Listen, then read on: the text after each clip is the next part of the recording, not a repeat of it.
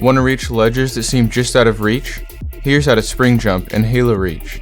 First, let's break down the spring jump. It's a technique that lets you gain extra height using crouch timing. Here's what you do. Jump, then while in the air, press and hold crouch.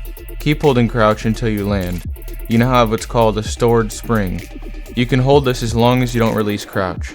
Release crouch and jump just shortly after to achieve a spring. That release plus jump timing is a spring that gives you the extra boost. Here's some important things to note about spring jumps. Firstly, you'll want to keep in mind that your FPS, or frames per second, will make a difference when it comes to your timing. The higher your FPS, the shorter your window. There is one benefit to higher FPS, however, and that's the fact that there is zero delay in your timings.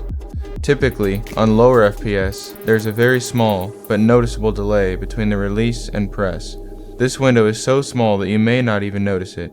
Secondly, make sure you're using hold to crouch, not toggle. If you've come this far, I'm sure that's already the case, but I still see people struggle because of this from time to time. Lastly, I like to use what I call the teeter-totter method, which is where you want to essentially think of the press and release as if you're on a teeter-totter.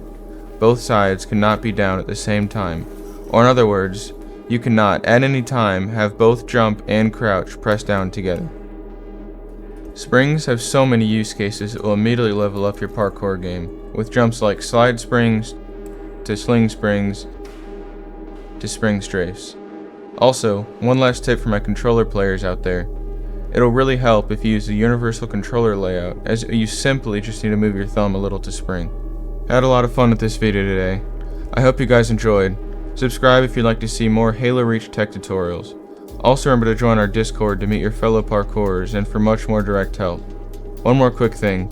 The practice map seen in this video can be downloaded from my file share. See ya.